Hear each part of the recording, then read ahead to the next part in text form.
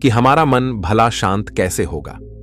हमारे मन में तो तरह तरह के विचार चल रहे हैं। हम काम कुछ और करना चाहते हैं, लेकिन हमारा मन हमसे कुछ और ही काम करवा लेता है। इससे पहले कि आप अपने मन को शांत करने का प्रयास करें, यह जानना जरूरी है कि मन का व्यवहार शांत होने वाला है ही नहीं। अगर मन शांत होने वाला हो सकता है तो इस दुनिया में सभी के मन शांत हो गए होते और हर कोई अपना जीवन सुखी सुखी बिता रहा होता। फिर ना कोई हंगामा होता और ना ही किसी तरह की कोई तकलीफ। सभी का जीवन खुशी खुशी बीत रहा होता। फिर ना तो आप और ना ही मैं पैसे कमाने के पीछे भाग रहे होते।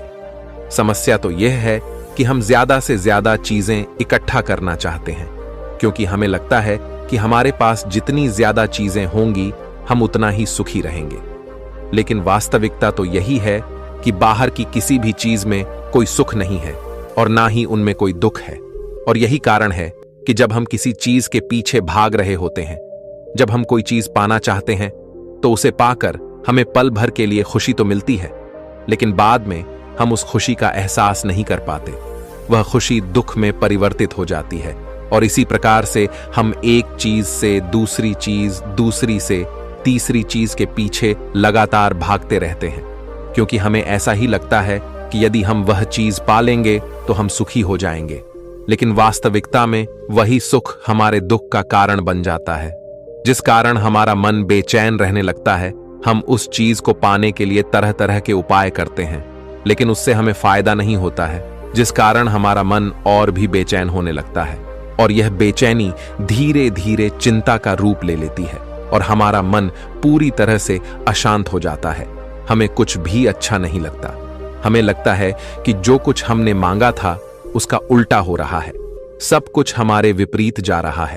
और फिर हम अपने मन को शांत करने के लिए ध्यान करना शुरू करते हैं, क्योंकि एक ध्यान ही वह मार्ग है जो हमें ज्ञान की ओर ले जाता है। वह हमें यह बताता है कि बाहर किसी भी चीज में कोई सुख नहीं है, बुद्ध कहते हैं, और ना ही दुख है। दुख और सुख तो हमारे मन का भ्रम है। यह हमारे मन की एक उपज है, जिसके लालच में हमारा मन हमें यहां वहां भगाता रहता है। जैसे कि महीनों से भूखे एक भिखारी को अगर एक सूखी रोटी भी मिल जाए तो वह उसके लिए सुख है, वह उसके लिए अमृत है। और ठीक उसी के विपरीत यदि किसी धनवान के घर पर 56 प्रकार के भोग भी बन जाए, तब भी वह उसे खाकर तो दुखी ही रहेगा। यह तो उनकी मन स्थिति पर निर्भर करता है।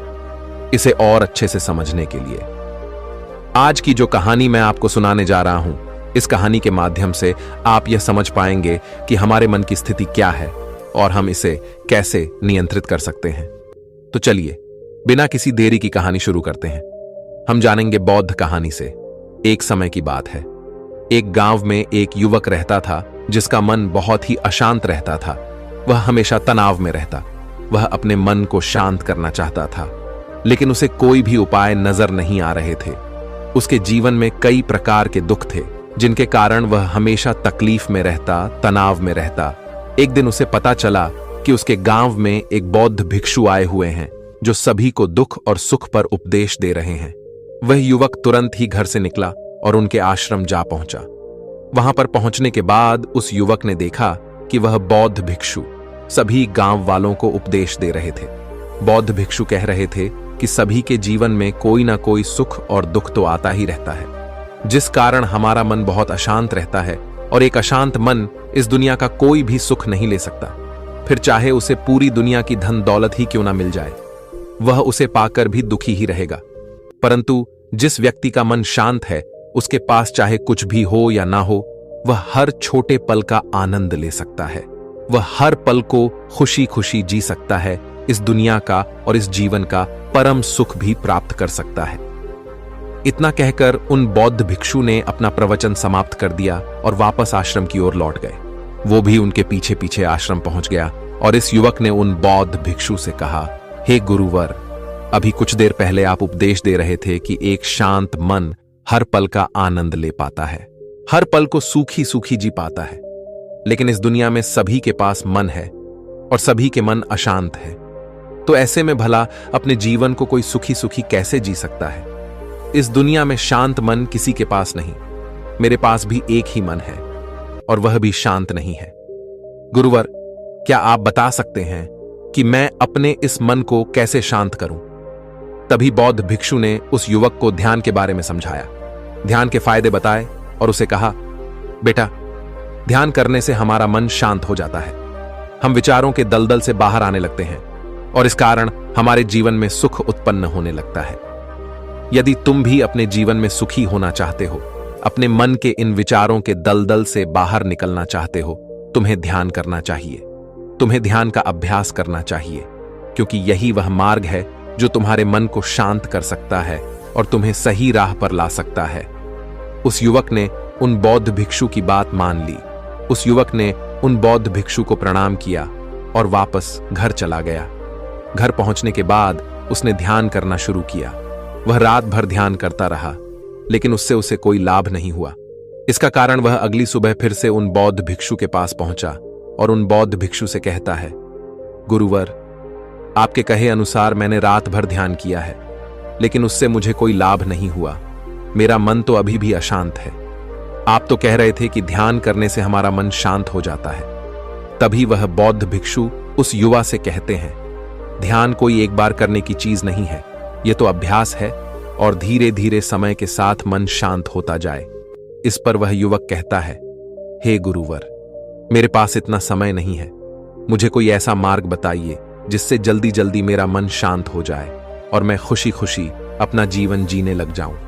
ऐसे तो मेरा बहुत समय बर्बाद हो जाएगा। मुझे कुछ ऐसा बताइए गुरुदेव, जिससे मेरा मन आज के आज और अभी शांत हो जाए, जिससे मैं सुख की अनुभूति कर पाऊं, मुझे सुकून मिले।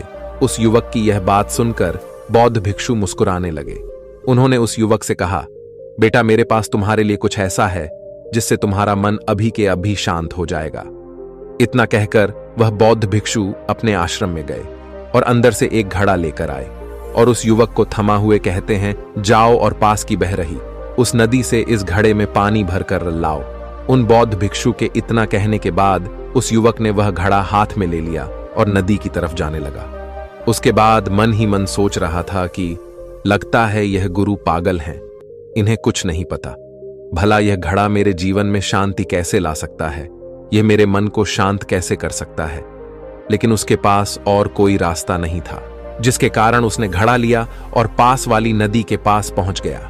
उसने उस नदी में से उस घड़े में पानी भरना शुरू किया, लेकिन जैसे ही उस व्यक्ति ने उस घड़े को नदी से बाहर निकाला तो उस युवक ने देखा कि उस घड़े के चारों ओर छोटे छोटे छेद है, जिससे पानी तेजी से बाहर की ओर निकल रहा था। उसने लगातार कई बार प्रयास किए, लेकिन काफी बार कोशिश करने के बाद भी वह उस घड़े को पूरा नहीं भर पाया और थक हार कर उन बौद्ध भिक्षु के पास वापस लौटा और क्रोधित होकर कहता है, गुरुवर, आपने यह कैसा घड़ा दिया है? इसके चारों तरफ तो छेद है। भला मैं इसमें पानी कैसे भरकर ला सकता हूं? जब भी मैं पानी भरता हूं, इस घड़े के छेद से सारा पानी बाहर निकल जाता है।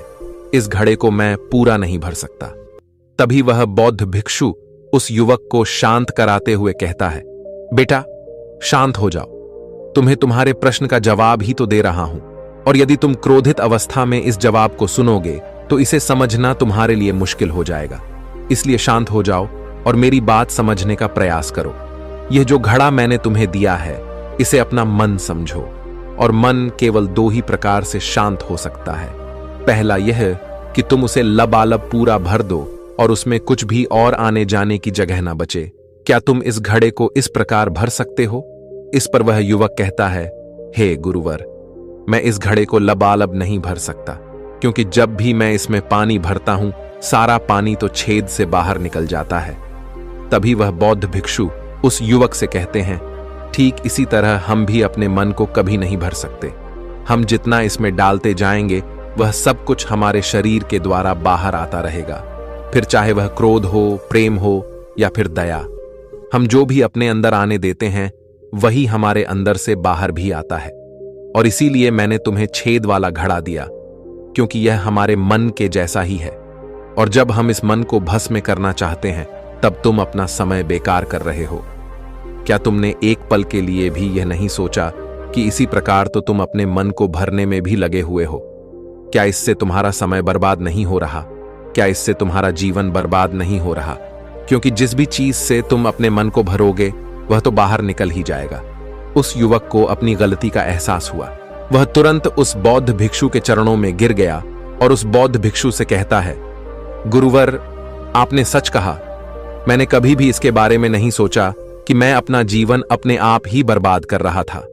ठीक है, मैं तो इस बात से अनजान था, लेकिन आज आपने मेरी आंखें खोल दी। परंतु गुरुवर, अगर यह मन को पूरी तरह भरने का पहला तरीका मन को शांत नहीं कर सकता, तो मन को शांत करने का दूसरा तरीका कौन सा है? गुरुवर मुस्कुराते हुए उस आदमी से कहते हैं, दूसरा तरीका है कि अपने मन को पूरी तरह खाली कर। इस पर वह व्यक्ति कहता है, गुरुवर, आप ही मुझे बताइए कि मैं अपने मन को खाली कैसे कर सकता? तभी बौद्ध भिक्षु कहते हैं, बेटा, यह तो बहुत ही सरल है। बाहर का कूड़ा अपने भीतर मत जाने दो, इस प्रकार तुम्हारा मन अपने आप ही खाली हो जाएगा। वह व्यक्ति कुछ देर सोच विचार करने के बाद बौद्ध भिक्षु से कहता है, हे गुरुदेव, यह कैसे संभव है? जो भी हम देखते हैं, सुनते हैं, वह हमारे मन में ही तो जाता है, वह हमारे भीतर की ओर ही तो जाता है, फिर मैं उसे कैसे रोक सकता हूं? इस पर बौद्ध भिक्षु मुस्कुराने लगे और उस युवक से कहते हैं, बेटा, मैं तुम्हें यही तो समझाने का प्रयास कर रहा हूं कि मन को केवल ध्यान से ही जीता जा सकता है और एक दिन ध्यान करने से कुछ नहीं होने वाला। हमें इसके लिए समय देना होगा, हमें इसके लिए धैर्य रखना होगा, इसका निरंतर अभ्यास करना होगा। आगे बौद्ध भिक्षु उस युवा से कहते हैं, बेटा, क्या तुम्हें प्यास लगी है? युवक कहता है, हां गुरुवर, मुझे बहुत जोरों की प्यास लगी है। इस पर उन बौद्ध भिक्षु ने उस युवक को पानी पिलाया और कहा, ये लो, पानी पी लो, इससे तुम्हारी प्यास बुझ जाएगी। लेकिन मुझे एक बात बताओ, क्या आज पानी पी लेने से फिर तुम्हें कभी प्यास नहीं लगेगी? तुम कभी फिर मुझसे पानी नहीं मांगोगे? इस पर वह युवक कहता है, गुरुवर, आप कैसी बातें कर रहे हैं? पानी तो हमारे जीवन का एक हिस्सा है, इसके बिना तो हम मर जाए, और आप कह रहे हैं कि आज पानी पी लो और उसके बाद में कभी पानी ना पिए। यह भला कैसे संभव है? प्यास तो हमें रोज लगती है और हम रोज पानी पीते हैं, इसके बिना तो हम मर जाएंगे। तभी बौद्ध भिक्षु मुस्कुराते हुए उस युवक से कहते हैं, ठीक इसी प्रकार एक दिन के ध्यान से हमारा मन शांत नहीं हो सकता। उसे भी रोज भूख लगती है और उसे रोज रोज हमें आहार भी देना पड़ता है, उसे भी रोज पानी पीने की जरूरत पड़ती है, और ठीक उसी प्रकार हमें हर दिन ध्यान करने की भी जरूरत पड़ती है। और जब हम निरंतर ध्यान करते हैं, इसका अभ्यास ऐसे करते हैं, तो देखते ही देखते हमारे मन की भूख शांत होने लगती है और एक समय पर हमारा मन सारे विचार उत्पन्न करना बंद कर देता है। तब वह बाहर से कुछ भी ग्रहण नहीं कर पाता और जो कोई भी विचार हमारे भीतर है, वह सारे विचार देखते ही देखते समाप्त हो जाते हैं और इसी प्रकार धीरे धीरे हमारा मन शांत होने लगता है। आगे वह बौद्ध भिक्षु उस युवक से कहता है, बेटा, तुम ही तो कह रहे थे कि तुमने रात भर ध्यान किया है, लेकिन उसके बाद भी तुम्हारा मन शांत नहीं हो रहा। बेटा, तुम चाहो तो 1 घंटे के लिए ध्यान कर सकते हो, चाहो तो पूरा दिन भर तुम ध्यान करो, लेकिन इसका लाभ भी तुम्हें उतना ही मिलेगा। मान लो तुम 1 दिन के लिए ध्यान करते हो, तो इससे तुम्हारे मन को भी शांति केवल कुछ समय के लिए ही मिलेगी। यह हो सकता है कि वह 1 घंटे के लिए शांत रहे या फिर केवल कुछ क्षणों के लिए, लेकिन वह शांत अवश्य होगा। लेकिन जैसे ही उसे फिर से भूख लगेगी, वह फिर से अशांत हो जाएगा और फिर से यहां वहां भागने लगेगा और वह अपने विचारों की तलाश में आगे बढ़ेगा, क्योंकि उसे भी तो भूख लगी है, उसे भी तो खाना चाहिए, उसे भी तो पानी चाहिए। जैसे कि जब तुम्हें भूख लगती है, तुम शांत हो जाते हो क्योंकि तुम्हें भोजन चाहिए, पानी चाहिए, ताकि तुम अपने पेट की भूख को मिटा सके और तुम्हें शांति मिले। इस पर वह युवक कहता है, आप सत्य कहते हैं, मैं ही गलत था, मेरी ही गलती है। मैं अपने मन को अवश्य शांत करके रहूंगा, फिर चाहे इसके लिए मुझे कितना भी समय क्यों ना लग जाए, मैं भी उस सुख को प्राप्त करके ही रहूंगा। मैं इस खाली घड़े में पानी भरकर अपने जीवन को बर्बाद नहीं करना चाहिए। मैं अपने मन को शांत करके ही रहूंगा, मैं अपने मन को पूरी तरह से खाली कर दूंगा। इतना कहकर उस युवक ने उन बौद्ध भिक्षुओं को प्रणाम किया और वापस अपने घर की ओर लौट गया।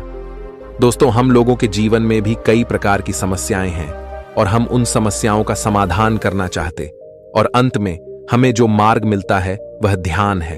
हम ध्यान तो करना चाहते हैं, लेकिन हम उसके परिणाम को तुरंत पाना चाहते हैं। जब हम शुरू में ध्यान करते हैं तो हमें उसका कुछ भी लाभ नहीं मिलता, और हमें लगता है कि यह व्यर्थ है। दोस्तों, हम लोगों के जीवन में भी कई प्रकार की समस्याएं हैं और हम उन समस्याओं का समाधान करना चाहते, और अंत में हमें जो मार्ग मिलता है वह ध्यान है। हम ध्यान तो करना चाहते हैं, लेकिन हम उसके परिणाम को तुरंत पाना चाहते हैं। जब हम शुरू में ध्यान करते हैं तो हमें उसका कुछ भी लाभ नहीं मिलता और हमें लगता है कि यह व्यर्थ है, इससे हमें कोई भी फायदा नहीं होने वाला, क्योंकि हमें तो सब कुछ जल्दी जल्दी चाहिए।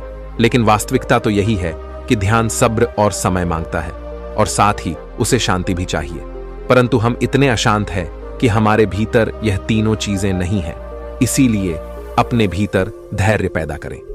जब आपके भीतर धैर्य पैदा होगा, तभी आप सब्र, समय और शांति के महत्व को समझ पाएंगे, और फिर आपका समय चाहे कैसा भी क्यों ना चल रहा हो, आप हर समय खुश रहना सीख जाएंगे। अगर आपका मन अशांत है तो यह किसी और के हाथों में नहीं है कि वह आपके मन को शांत कर सके। यह तो आपके हाथों में है कि आप अपने मन को किस प्रकार और कितनी देर तक के लिए शांत कर सकते हैं। दोस्तों, आपने आज के इस वीडियो से क्या सीखा, वह मुझे आप कमेंट में बता सकते हैं। इसी के साथ उम्मीद है कि आपको आज की वीडियो पसंद आई होगी, तो इस वीडियो को उस इंसान को शेयर करें और उसी के ठीक बाद चैनल को सब्सक्राइब करें। तो चलिए फिर मिलते हैं ऐसी एक और नई वीडियो में। तब तक के लिए अपना ख्याल रखें। धन्यवाद।